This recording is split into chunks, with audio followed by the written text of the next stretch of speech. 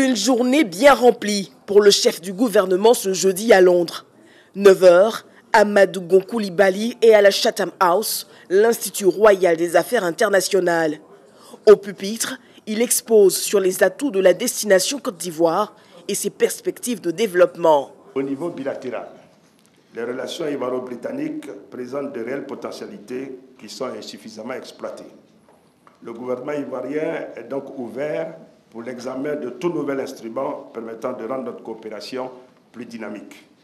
Le second forum économique sur le commerce et l'investissement en Côte d'Ivoire, que nous tiendrons demain, vendredi 15 septembre 2017, ici à Londres, permettra, j'en suis convaincu, de renforcer la coopération tant diplomatique qu'économique entre le Royaume-Uni et la Côte d'Ivoire. 11 h, série d'audiences et séances de travail. Amadou Gon Coulibaly reçoit Liam Smith. Il est le PDG de la Chambre britannique de commerce.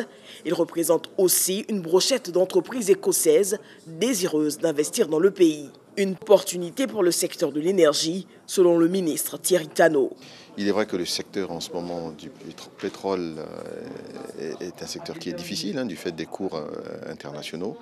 Mais quelque part, c'est aussi une opportunité pour ce secteur d'investir maintenant et de faire les recherches qui sont nécessaires quand les cours sont bas, de telle manière à profiter d'avoir les profits quand les cours vont remonter, parce qu'à un moment, ils vont remonter.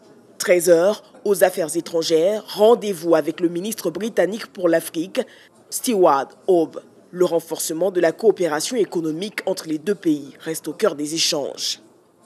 Autre point clé de cette journée marathon, la visite au London Stock Exchange, le cœur du marché boursier international. Nous avons donc examiné avec la Bourse de Londres les possibilités de coopération. Nous avons identifié plusieurs. Il y a un point vraiment important qui est celui d'assister, je dirais, les PME pour permettre que sur un horizon de 3 ans, après les formations qu'il faut, que certaines PME ivoiriennes puissent être intégrées au niveau de cette bourse régionale des valeurs mobilières et pouvoir de ce fait avoir demain accès à des capitaux internationaux. Ce jeudi soir, le Premier ministre est l'invité du gouvernement britannique à dîner.